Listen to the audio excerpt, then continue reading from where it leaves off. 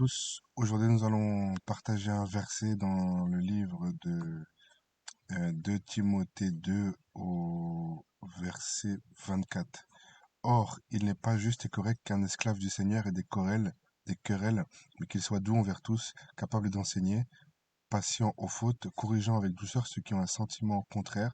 Peut-être Elohim leur donnera la repentance pour la connaissance précise et correcte de la vérité, et qu'ils retournent à la modération hors des pièges du diable qui s'est emparé d'eux pour les soumettre à sa volonté.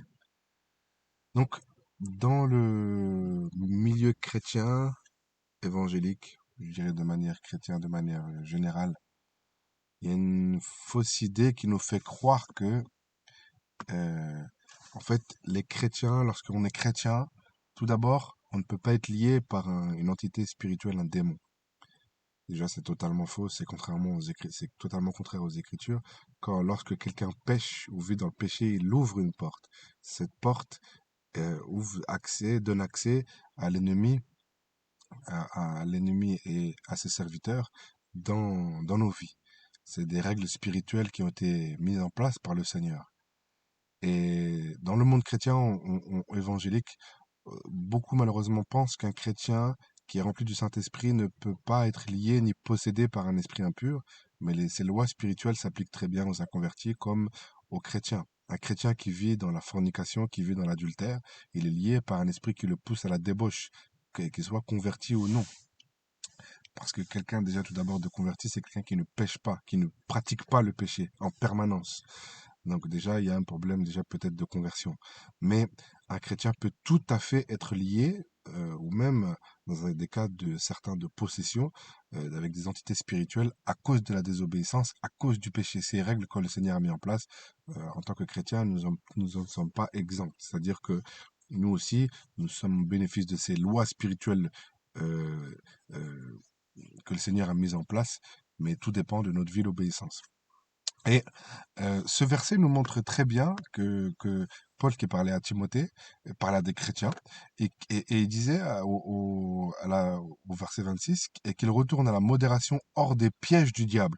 Donc oui, évidemment, l'ennemi de nos âmes, notre adversaire, nous positionne des pièges tout autour de nous pour pouvoir nous faire chuter, pour pouvoir nous faire tomber en fonction de notre fragilité dans la chair. Si nous sommes des hommes et que nous avons une fragilité vis-à-vis des femmes, à être dans l'adultère, ou des femmes qui ont peut-être la fragilité d'être médisantes ou d'être orgueilleuses, prétentieuses, ou idem pour des hommes, eh ben, l'ennemi va nous tendre des pièges, des situations pour que nous puissions tomber dans ces pièges et euh, pour s'emparer de nous. Ensuite, il nous dit qu'il retourne à la modération hors des pièges du diable qui s'est emparé d'eux pour les soumettre à sa volonté. Donc là, on parle quand même à des chrétiens, hein.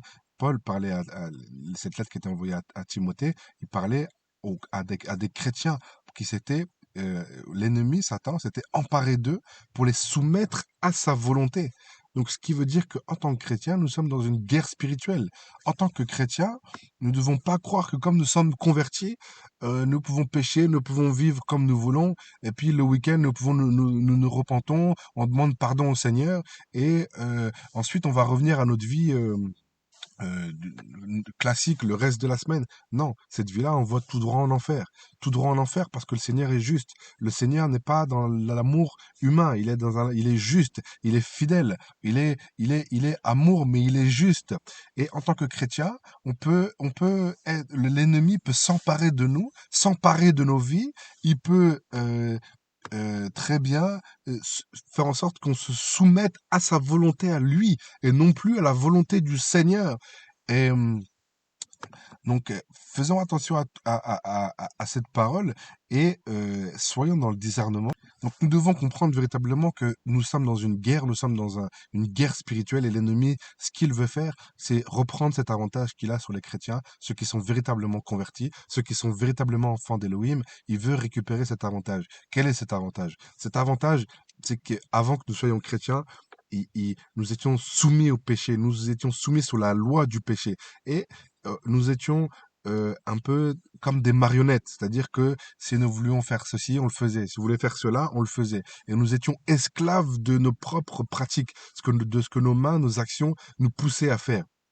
Et aujourd'hui, nous sommes en Christ, nous sommes dans le Seigneur, et nous, par la grâce du Seigneur, nous essayons de lui plaire, de lui obéir, de mettre en pratique sa parole.